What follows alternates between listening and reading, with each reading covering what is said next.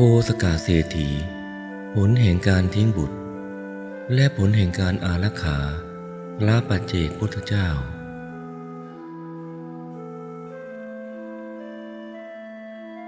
โคสกาเทพบุตรอดีตนายโกตุหาริกาและอดีตสุนัขเป็นเทพบุตรที่มัวเมาในกามคุณเพลิดเพลินกับการเล่นการเที่ยวจนลืมสติลืมบริโภคอาหารถึงจุติ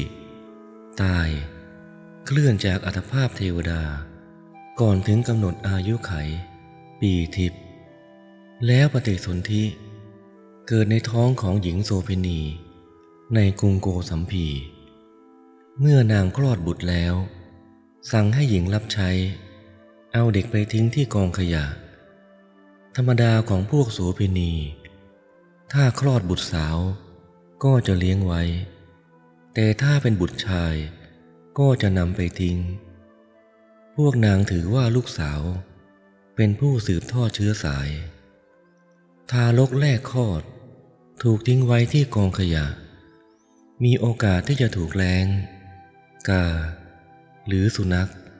กัดกินได้แต่ด้วยผลแห่งการเห่าขับไล่สัตว์ร้ายนำทางให้พระปัจเจกพระพุทธเจ้าทำให้แล้งกาและสุนัขไม่กล้าเข้าใกล้ได้แต่จับกลุ่มมองดูทารกอยู่ห่างๆไม่นานนักก็มีคนหาของมีค่าจากกองขยะเดินมาเห็นทารกนอนอยู่เขาเกิดความรู้สึกรักเหมือนลูกของตัวเองดีใจมากจึงกล่าวว่าเราได้ลูกชายแล้วเราได้ลูกชายแล้วเช้าวันเดียวกับที่เด็กคลอดและถูกทิ้งนั่นแหละเศรษฐีชาวกรุงโกสัมพีเดินเข้าไปในวังหลวงของพระเจ้าอุเทนมหาราชแคว้นวังสะได้สวนทางกับพราหมณ์ผู้เป็นปุโรหิตจึงถามว่าวันนี้ท่านอาจารย์ตรวจดูดวงดาวแล้วพบอะไรเป็นพิเศษบ้างไหม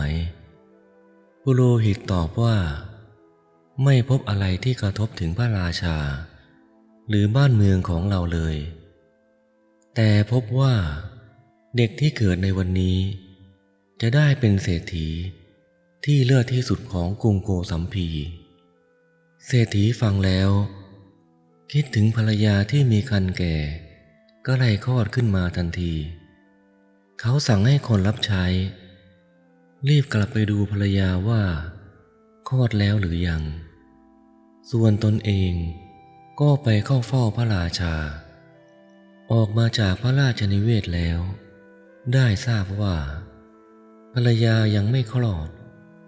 ก็คุ้นคิดถึงคำทำนายของปุโรหิตแล้วคิดว่าถ้าเราหาเด็กพบและได้เขามาเป็นลูกของเราก็คงจะดีลูกจะได้เป็นมหาเศรษฐีเลิศกว่าเศรษฐีคนอื่นๆในเมืองนี้เมื่อถึงบ้านแล้วเศรษฐีสั่งให้หญิงรับใช้ชื่อกาลีพาคนออกไปสืบหาว่าวันนี้มีเด็กคลอดบ้างไหมพร้อมกับให้เงิน1,000 กหาปณะติดตัวไปด้วยหากพบก็จงซื้อเด็กนั้นมานางกาลีนำคนออกสืบหาจนไปพบกับคนที่เก็บเด็กมาจากกองขยะทีแรก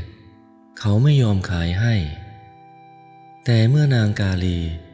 เพิ่มเงินให้ถึง1,000 กหาปณะ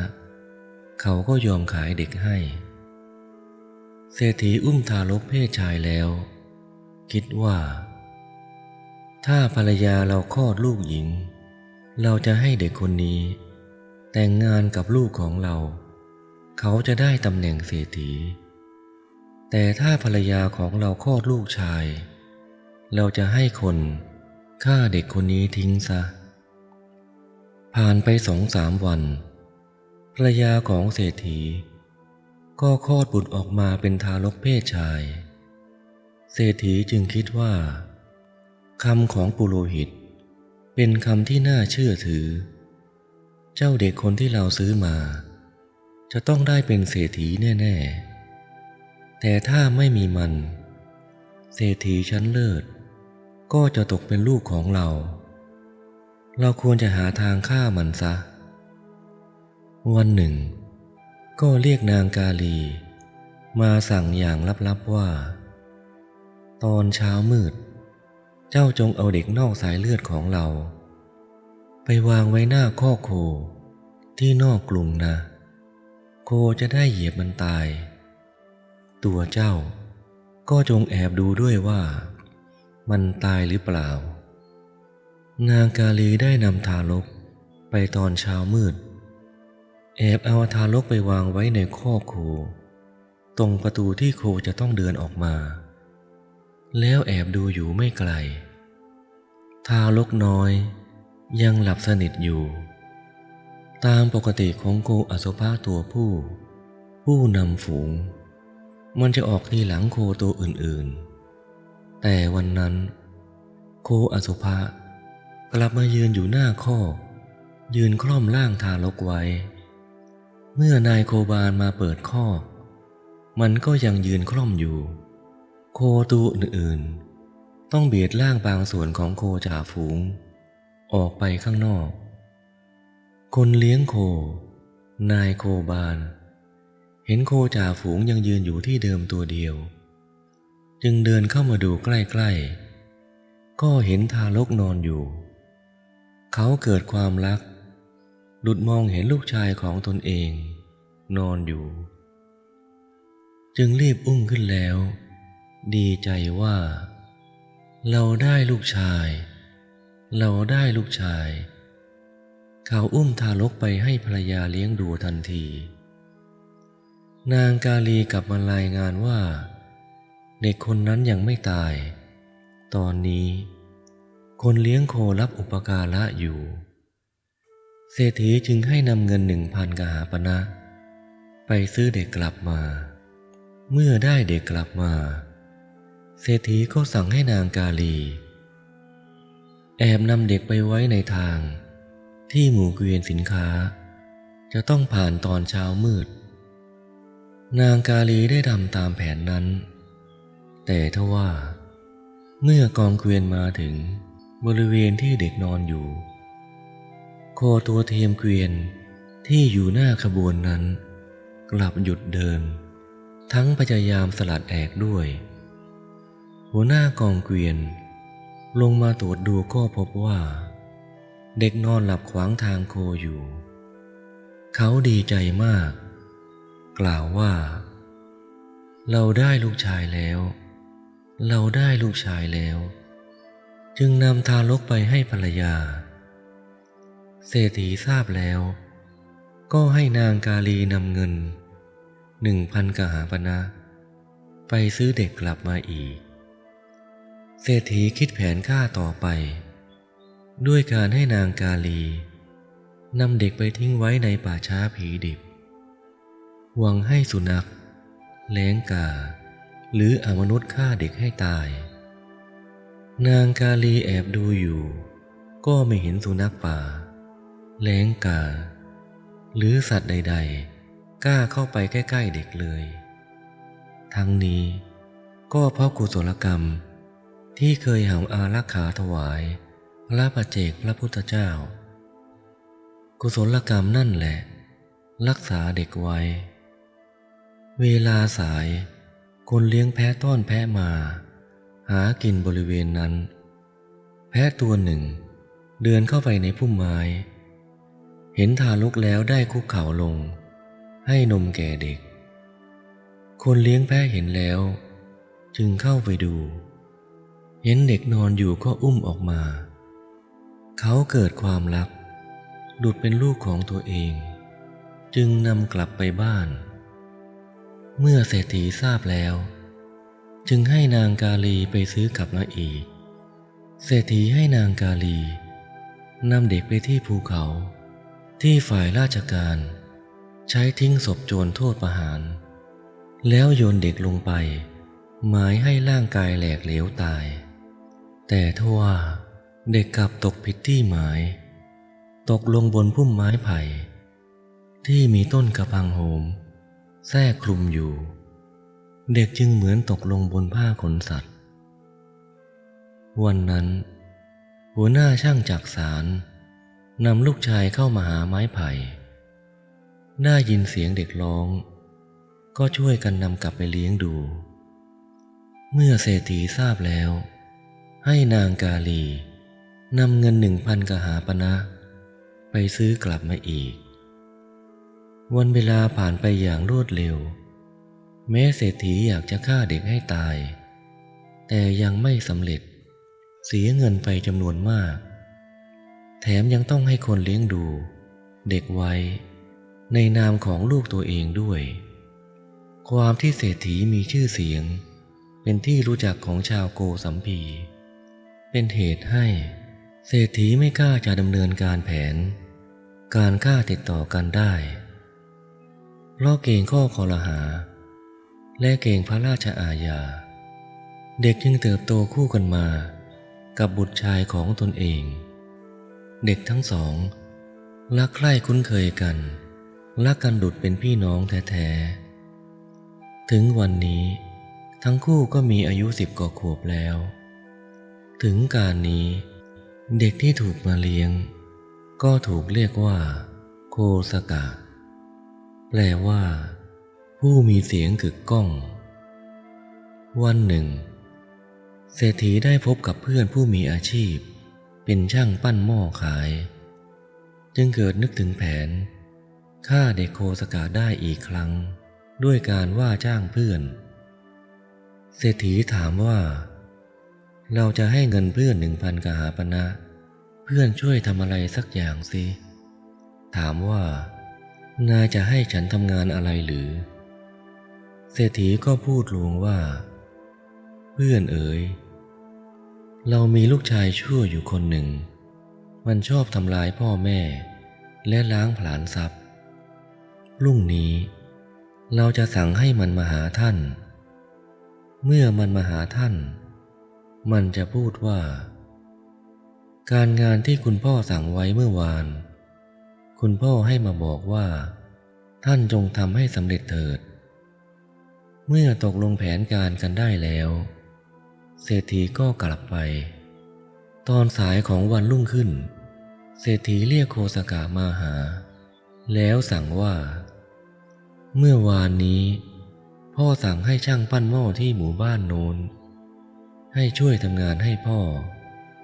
เกรงว่าเขาจะลืมเจ้าจงไปหาเขาที่บ้านเมื่อเจอเขาแล้วก็จงบอกเขาให้ทำงานที่ท่านเศรษฐีสั่งให้ทำเมื่อวานนี้ท่านจงทำให้สำเร็จเถิดโคสกะฟังแล้วทบทวนคำสั่งแล้วรับว่าได้ครับพ่อโคสกะออกจากบ้านแล้วเดินผ่านมาเห็นน้องชายซึ่งยังกำลังเล่นคีกับกลุ่มเพื่อนๆน้องชายหันมาเห็นโคสกะรู้ว่าพี่ชายเล่นคีเก่งก็วิ่งเข้ามาหาพูดขอให้พี่ชายเล่นคลีแทนเพราะตอนนี้เองเล่นแพ้อยู่หลายครั้งแล้วโคสกะจึงกล่าวว่าไม่ได้หรอกพี่มีงานที่พ่อชายให้ไปทำที่นอกเมืองพ่อให้ไปที่บ้านนายช่างปั้นหม้อน้องชายจึงกล่าวว่าไปไม่ไกลเดี๋ยวก็ได้กลับมาฉันจะไปแทนพี่เองพี่อยู่เล่นคีแก้มือให้ฉันดีกว่าเขาไม่อยากขัดใจน้องชาย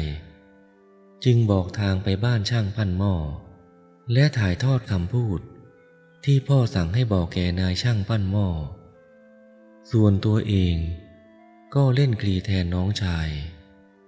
ลูกชายแท้ๆของเศรษฐีเมื่อไปถึงเรือนนายช่างปั้นหม้อแล้วบอกคำพูดนั้น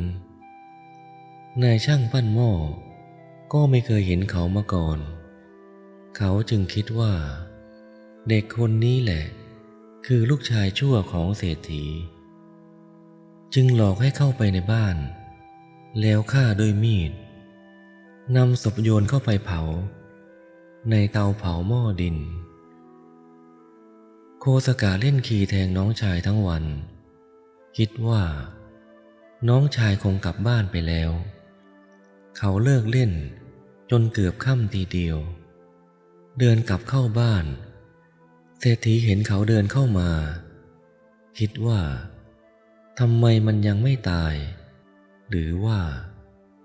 มันลืมไปทำตามคำสั่งของเราจึงถามว่าเจ้าไม่ได้ไปทำที่พ่อสั่งหรือเขาตอบว่าไม่ได้ไปขอรับแล้วเล่าเรื่องที่น้องชายอาสาไปแทนเศรษฐีฟังเรื่องแล้วตกใจร้องเสียงดังขึ้นมาโอ้ขออย่าให้เขาฆ่าเลยแล้วแสดงอาการเหมือนกับว่าเลือดในตัวเดือดพล่านคร่ำครวญว่าช่างหม้อผู้เจริญท่านอย่าให้เราถึงความพินาศเลยอย่าให้เราชิบหายเลยแล้วรีบกึ่งวิ่งกึ่งเดินมุ่งไปบ้านนายช่างปั้นหม้อแล้วพร่ำรำพันตลอดทางช่างปั้นหม้อเมื่อเห็นเศรษฐีมาก็ดีใจคิดว่าคงจะมาจ่ายค่าจ้างสำคัญรีบเข้าไปรับและพูดว่านายท่านอย่าส่งเสียงดังไปงานที่ท่านให้ผมทำเสร็จไปแล้วเศรษฐีได้ฟังยิ่งเพิ่มความทุกข์หนักขึ้นไปอีกเป็นเหมือนถูกภูเขาใหญ่กลิ้งทับทรุดกายลงนั่งนิ่งอยู่กับพื้นนานมากเมื่อตั้งสติได้แล้วก็พูดด้วยน้ำเสียงเรียบๆว่าแล้วเราจะให้คนนำเงินมาให้เศรษฐีเก็บงำความโศกเศร้าและความแค้นเอาไว้มิดชิดบอกแก่คนในเรือนว่าส่งลูกชายคนเล็กไปศึกษาศิลปวิทยาในสำนักต่างเมืองโคสกะยังอยู่ในเรือนและทำกิจการงานที่ตนต้องทำแต่ไม่มีครั้งใดที่เศรษฐีจะมองโคสกะด้วยสายตาตรงๆเลยยามจะต้องสนทนาด้วยก็เพียงชำเลืองมองวันเวลาผ่านไปโคสกะโตเป็นหนุ่มมีอายุราว15-16 ปีเศรษฐีก็มองเห็นอุบายค่าครั้งใหม่คือเศรษฐีมีหมู่บ้านสำหรับเก็บสวย100 หลังคนในหมู่บ้านจะต้องจ่ายสวยให้ทุกๆปีเศรษฐีแต่งตั้งคนในหมู่บ้านนั้น1 คนให้เป็นคนเก็บสวยบ้านของคนเก็บสวยเป็นบ้านหลังใหญ่ที่สุดในหมู่บ้านนั้นเศรษฐีคิดแผนให้คนเก็บสวยสังหารนายโคสกะด้วยการเขียนจดหมายสั่งให้คนเก็บสวยนั้นฆ่านายโคสกะคนที่จะถือจดหมายไปให้คนเก็บสวยก็คือนายโคสกะเพราะเขาไม่เคยเรียนหนังสือเลยเศรษฐีไม่เคยคิดจะให้เขาศึกษาเล่าเรียนอะไรเลยนอกจากจะคิดแต่ฆ่าเขาเมื่อเขียนจดหมายสั่งให้คนเก็บสวยฆ่าคนที่นำจดหมายมาเสร็จแล้วเศรษฐีก็เรียกนายโคสกะมาสั่งว่าพ่อโคสกะลูกจงช่วยนำจดหมายนี้ไปให้คนเก็บสวยของพ่อที่อยู่ชนบทนู้นทีเจ้าจงรีบไปรีบกลับนะโคสกะรับคำแล้วเศรษฐีก็พับจดหมายพับให้เล็กลงแล้วผูกรัดไว้ที่ชายเสื้อของเขาเขาถามถึงเสบียงที่จะต้องมีในระหว่างเดินทางเศรษฐีกล่าวว่าเจ้าไม่ต้องนำเสบียงติดตัวไปหรอกถ้าเจ้าหิวระหว่างเดินทางเจ้าจะต้องเดินทางผ่านบ้านเศรษฐีผู้เป็นสหายของพ่อเจ้าจงแวะที่เรือนของเขาบอกเขาว่าเจ้าเป็นลูกของพ่อเขาเกรงใจจะต้อนรับเจ้าด้วยอาหารอย่างดีทีเดียวล่ะโคสกะไหว้เศรษฐีผู้เป็นบิดา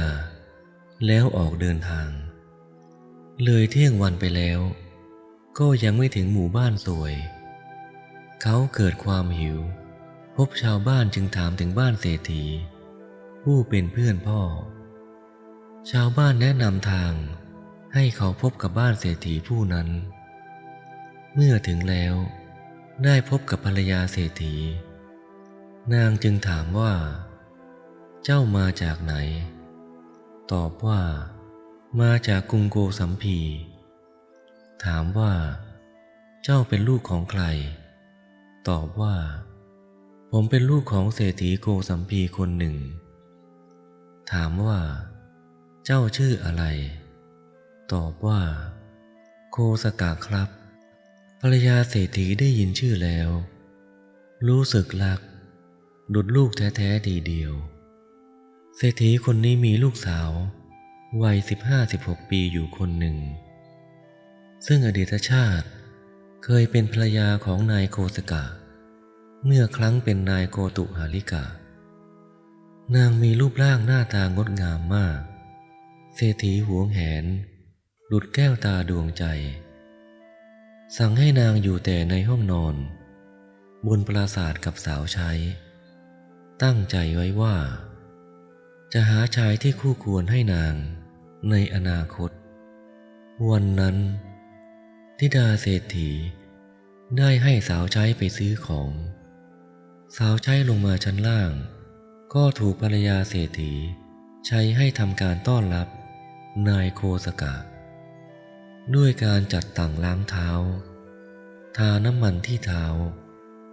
และปูที่นอนให้ค้างแรมที่นี่หญิงรับใช้จึงไม่ได้ไปซื้อของกลับขึ้นบนปราสาทชั้นบนแล้วแจ้งให้นายสาวทราบว่ามีแขกมา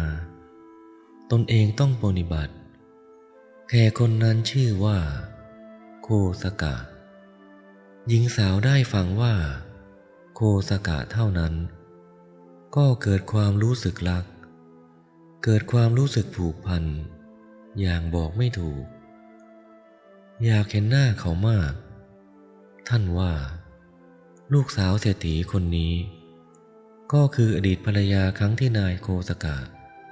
เป็นนายโกตุหาริกะในครั้งนั้นหลังจากที่สามีตาย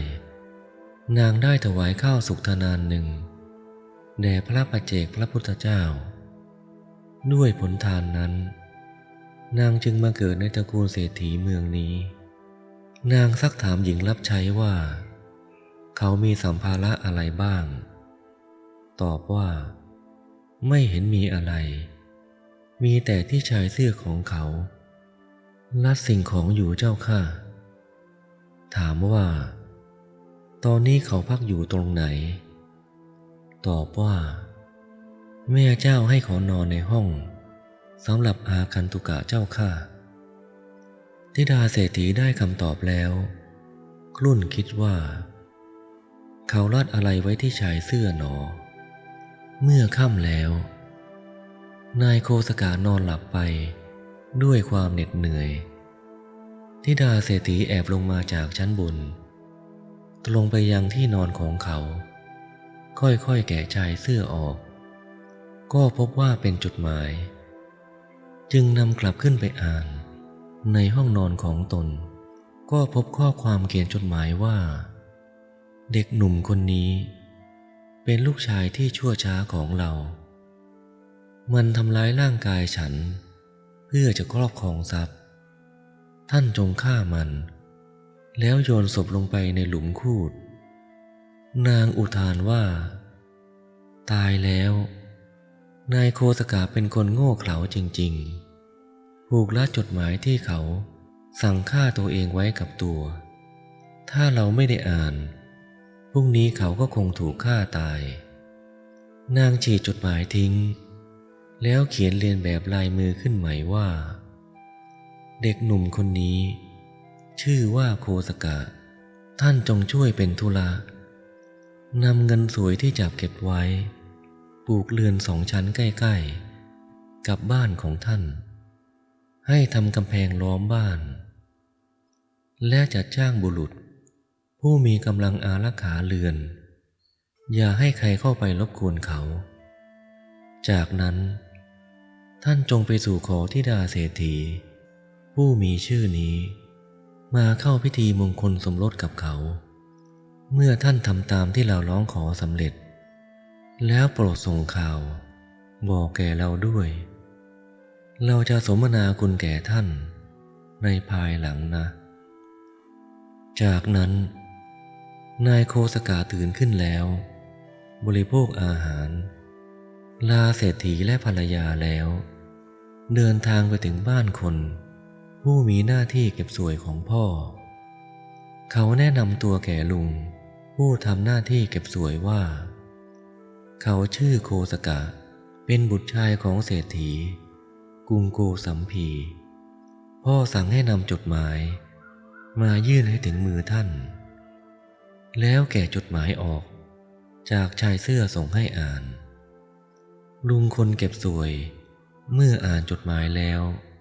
เกิดความภาคภูมิใจมากที่ได้รับความไว้วางใจจากผู้เป็นนายเที่ยวพูดกับคนที่นับถือว่าเชิญพวกท่านดูเถิดเศรษฐีผู้เป็นนายของเรารักใคร่ให้เกียรติเรามากให้เราเป็นธุระจัดงานแต่งให้กับบุตรชายของท่านแล้วส่งจดหมายให้คนอื่นๆได้อ่านและจัดหาที่พักให้แก่นายโคสกะในวันนั้นแหละลุงคนนั้นจ้างช่างดำเนินการสร้างเรือน2 ชั้นเมื่อสร้างเสร็จแล้วก็ไปเจรจาสู่ขอธิดาเศรษฐีมาทำการวิวาหมงคลแล้วส่งข่าวไปให้แก่เศรษฐีทราบว่าได้ดำเนินการตามสั่งแล้วนายโคสกะบุตรชายผู้เป็นที่รักของท่านอยู่แต่ในเรือนกับภรรยาผู้เป็นที่รักเศรษฐีอ่านจดหมายของคนเก็บสวยแล้วก็ยิ่งเสียใจคลั่งแค้นใจลำพันว่าเราให้ทำสิ่งใดสิ่งนั้นไม่เคยได้สำเร็จสิ่งใดที่เราไม่ได้ทำสิ่งนั้นกลับสำเร็จแล้วคิดถึงบุตรชายที่ต้องตายเพราะตนเป็นเหตุคิดถึงผู้ที่ตนเกลียดชังได้ดีมีความสุขยิ่งเกิดความทุกข์ใหญ่จนเกิดเป็นโรคอติสารโรคตกเลือดมีเลือดกระอักออกจากปากธิดาเศรษฐีผู้เป็นภรรยาของนายโคสกะรู้ว่าสามีเป็นคนเขลาไม่ได้ระแวงพ่อเลยคิดว่าพ่อสามีเรายังไม่ตายตราบใดตราบนั้นเขาก็ยังคิดฆ่าสามีเราอยู่ดีเราไม่ควรไว้วางใจนางจึงสั่งคนในเรือนทั้งหมดว่าถ้ามีใครมาขอพบสามีพวกเจ้าทุกคนจะต้องบอกแก่เราก่อนห้ามบอกสามีก่อนแม้เศรษฐีจะนอนป่วยอยู่บนเตียงแต่ก็ยังไม่ถอดใจที่จะขัดขวางไม่ให้นายโคสกะได้เป็นเศรษฐีชั้นเลิศของนครโกสัมพีโดยคิดที่จะเรียกนายโคสกะกลับมาพบและบอกความจริงแก่ทุกๆคนว่านายโคสกะไม่ใช่ลูกเขาจึงไม่มีสิทธิ์รับทรัพย์สินมรดกของเราเขาก็จะไม่ได้เป็นเศรษฐีเศรษฐีบอกใช้ให้หัวหน้าคนรับใช้ส่งคนรับใช้ไปเมื่อพบนายโคสกะแล้วให้แจ้งว่าขณะนี้พ่อไม่สบายขอให้ลูกโคสกะรีบกลับไปพ่อต้องการจะเห็นเจ้าก่อนตายภรรยานายโคสกะ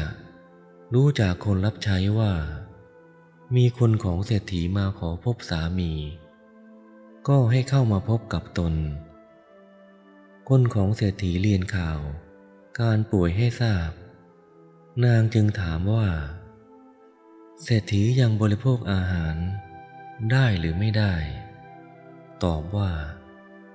ยังสามารถบริโภคอาหารเองได้นางทราบว่าน่าจะเป็นอุบายของเศรษฐีหลอกให้สามีเราไปพบจึงบอกให้คนของเศรษฐี พักอยู่ในหมู่บ้านสวยก่อนรอให้บุตรเศรษฐีพร้อมก่อนแล้วค่อยเดินทางเศรษฐีรอคอยอยู่หลายวันไม่เห็นคนรับใช้หรือนายโคสกะกลับมาจึงส่งคนรับใช้คนที่สองไปเป็นครั้งที่สองภรรยานายโคสกะทราบแล้วก็ใช้วิธีเดิมคือให้ไปพักรออยู่ก่อนอ้างว่าสามียังไม่พร้อมจะเดินทางเศรษฐีอาการทรุดหนักมีโลหิตไหลออกจากทางปากและทางทวารหนักต้องใช้ภาชนะรองบริโภคอาหารไม่ได้เศรษฐีวิงวอนให้ส่งคนไปตามนายโคสกะอีกเป็นครั้งที่สามภรรยานายโคสกะสอบถามว่าเศรษฐีมีอาการอย่างไรคนรับใช้นั้นเรียนว่าเศรษฐีป่วยหนักบริโภคอาหารไม่ได้ใกล้ตายเต็มทีมีเลือดไหลออกตลอดเวลานางจึงคิดว่าถึงเวลาที่ต้องไปแล้วจึงแจ้งข่าวนั้นแก่สามีนายโคสกะถามว่าพ่อป่วยใกล้ตายเราจะต้องทำอย่างไรบ้างนางตอบว่าเราจะต้องนำเครื่องบรรณาการจากบ้านสวยไปเยี่ยมท่านเกรงว่าชาวบ้านสวยรู้ข่าวเศรษฐีตายแล้ว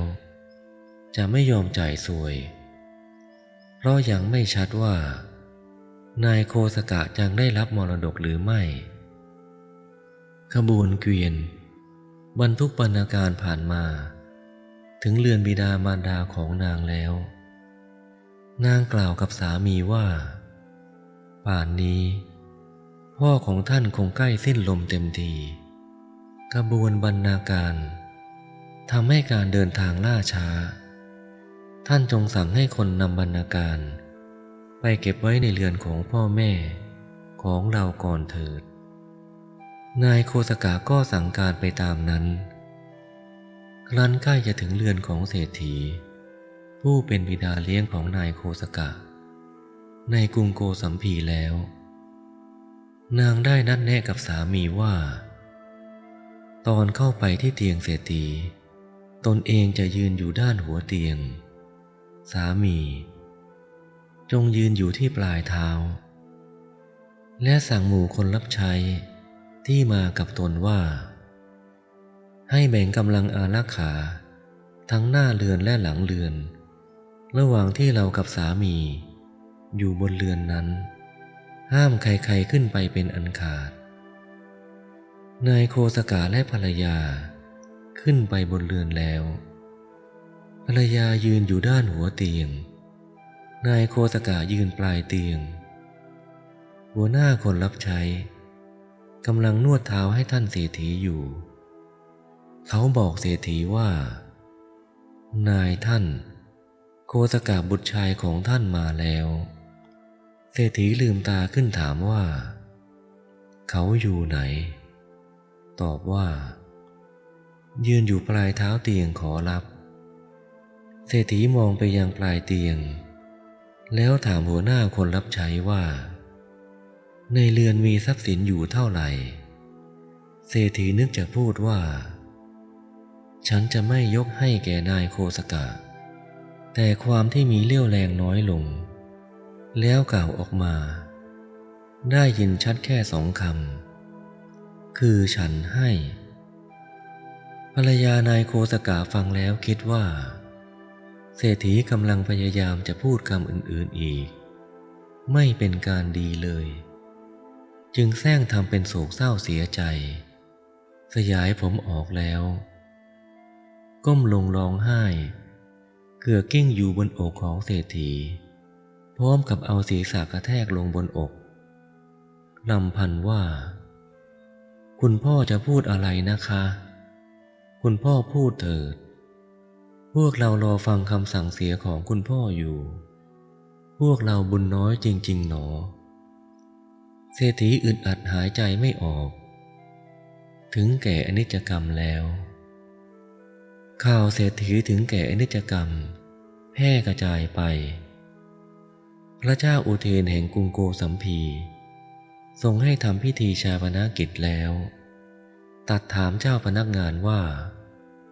เศรษฐีมีทายาทไหมพวกเขาทูลว่าเศรษฐีมีบุตรชายชื่อโคสกะก่อนตาย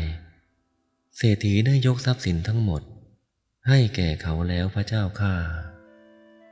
พระราชาตัดเรียกตัวบุตรเศรษฐีมาเข้าเฝ้าในวันรุ่งขึ้นวันรุ่งขึ้นเกิดฝนตกหนักพระลานหลวงเจิ่งนองไปด้วยน้ำพระราชาประทับอยู่บนพระราชนิเวศทรงเปิดพระแกนก็เห็นชายหนุ่มเดินมาแล้วกระโดดข้ามบริเวณที่น้ำขังเป็นระยะเมื่อเขาเข้าเฝ้าถวายบังคมแล้วพระราชาทรงรู้ว่าชายหนุ่มคนนี้คือนายโคสกะบุตรชายของเศรษฐีผู้ล่วงลับจึงตรัสถามว่าเจ้าชื่อโคสกะหรือทูลรับว่าถูกแล้วพระเจ้าข้าทรงปลอบโยนเขาว่าอย่าได้เสียใจไปเลยไหนบิดาของเจ้าก็ล่วงลับไปแล้วทรงดำริว่าเขายังเป็นเด็กนักยังไม่ควรแต่งตั้งตำแหน่งเศรษฐีให้เขารอให้เขาโตกว่านี้อีกหน่อยดีกว่าจึงตรัสว่าบิดาเจ้ามอบทรัพย์มรดกไว้ให้เจ้าแล้วเราจะหาเวลาพระราชทานตำแหน่งเศรษฐีให้แก่เจ้านะตรัสว่าได้เวลาแล้วเจ้าจงกลับไปก่อนเถิดนายโคสกะถวายบังคมกลับออกไปยังพระลานหลวงคราวนี้เขาไม่กระโดดข้ามแอ่งน้ำเหมือนตอนเดินเข้ามาเขาเดินช้าๆเรียบร้อยย่ำน้ำผ่านไปพระราชาแอบทอดพระเนตรอยู่เห็นอากัปกิริยาของเขาแล้วเสด็จลงมาประทับนั่งที่เดิมตัดให้เจ้าพนักงานไปเรียกตัวเขากลับมาเข้าเฝ้านายโคสกะมาเข้าเฝ้าถวายบังคมแล้วพระราชาตรัสถามว่าเหตุใดตอนเจ้ามาจึงกระโดดข้ามแอ่งน้ำไปมาไม่เรียบร้อยเลยแล้วทำไมตอนเจ้ากลับออกไปเจ้าจึงเดินย่ำน้ำไม่กระโดดข้ามไปเล่านายโคสกะทูลว่าเป็นอย่างที่ได้ทอดพระเนตรเห็นนั่นแหละพระเจ้าข้าเพราะตอนที่ข้าพระองค์เดินมาข้าพระองค์ยังเป็นเด็กจึงเล่นอย่างเด็กๆแต่พอได้ทราบว่าพระองค์จะพระราชทานตำแหน่งเศรษฐีให้ข้าพระองค์จึงไม่อาจเล่นเป็นเด็กๆได้อีกจึงเดินไปอย่างที่ควรเดินพระเจ้าข้าพระราชาทรงสดับคำของเขาแล้วทรงดำริว่าชายหนุ่มคนนี้เป็นคนมีปัญญาเราควรจะมอบตำแหน่งเศรษฐีให้เขาตอนนี้เลยแล้วตัดให้เขารออยู่ให้เจ้าพนักงานดำเนินการพระราชพิธีเช่นจัดฉัตรเศรษฐีและสิ่งของต่างๆที่จะทรงพระราชทานให้เป็นต้นเมื่อพร้อมแล้วให้ประกาศแต่งตั้งตำแหน่งเศรษฐีแก่เขาพร้อมกับพระราชทานฉัตรและสิ่งของต่างๆอย่างละร้อยให้เขายืนขึ้นบนรถขบวนแห่แล้วทำประทักษิณรอบพระนครภรรยานายโคสกะเห็นสามียืนอยู่บนรถก็กล่าวกับนางกาลีสาวใช้คนสนิทของท่านเศรษฐีว่าแม่กาลีเกียรติยศและทรัพย์ที่เขาได้มาทั้งหมดเป็นเพราะตัวเราช่วยเหลือแท้ๆนางกาลีจึงถามว่าเหตุใดแม่เจ้าจึงพูดเช่นนั้นภรรยาโคสกะจึงเล่าเรื่องที่พบจดหมายในชายเสื้อจนถึงการได้แต่งงานต ตนเองคอยระแวดระวังภัยให้เขาเรื่อยมาจนกระทั่งมาได้ตำแหน่งเศรษฐีแห่งกรุงโกสัมพีในวันนี้ฝ่ายนางกาลีก็เกิดความรู้สึกสำนึกที่ร่วมมือกับเศรษฐีมาหลายครั้งนางกล่าวว่าแม่เจ้าเห็นกรรมของเศรษฐีเพียงนิดเดียวแล้วเล่าเรื่องการซื้อเด็กทารกมาเลี้ยงก่อนลูกตัวเองเกิดเพียงไม่กี่วันพอภรรยาตนเองคลอดลูกชายก็คิดจะฆ่าเด็กชายโคสกะหลายต่อหลายครั้งสิ้นเปลืองทรัพย์ไปมากมายเมื่อโคสกะเศรษฐีกลับเข้ามาในเรือนภรรยาเห็นเขาแล้วจึงหัวเราะเสียงดังเขาสงสัยถามว่าหัวเราะทำไมนางตอบว่าเพราะเรารู้เรื่องหนึ่งที่ท่านไม่เคยรู้เขาถามว่าเรื่องอะไรที่เขาไม่รู้นางก็ไม่บอกเขาจึงขู่ว่าถ้าไม่บอกก็จะฟันด้วยดาบให้ขาด2 ท่อนเลยนางจึงกล่าวว่าทรัพย์สมบัติและเกียรติยศที่ท่านได้มาทั้งหมดนี้ท่านได้เพราะฉันเศรษฐีถามว่าทำไมเธอจึงพูดอย่างนี้โคสกะไม่เคยรู้เรื่องของตนที่ไม่ใช่ลูก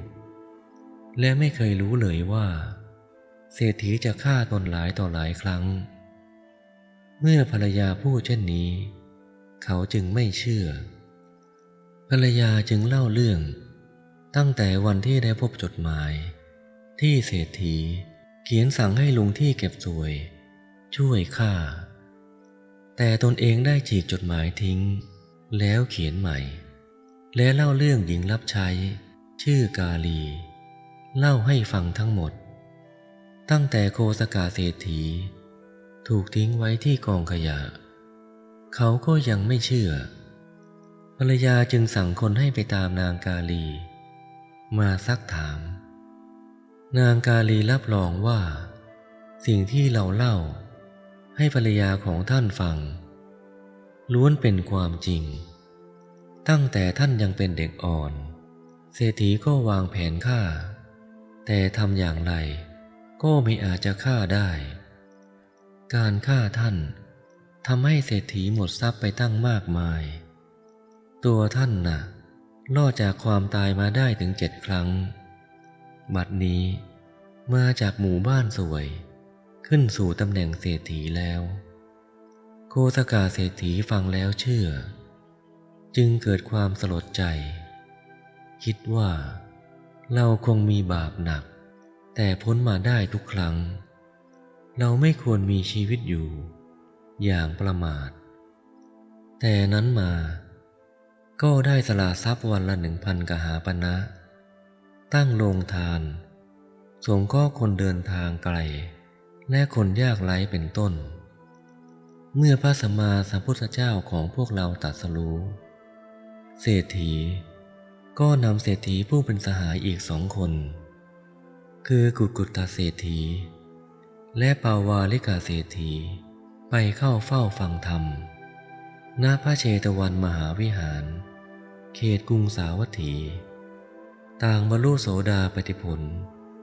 เป็นพระอริยโสดาบันกลับสู่กรุงโกสัมพีแล้วโคสกะเศรษฐีได้สร้างโคสิตารามกุกุทเศรษฐีสร้างกุกุตารามและปาวาลิกาเศรษฐีสร้างปาวาลิการามมอบถวายแด่พระพุทธเจ้าและภิกษุสงฆ์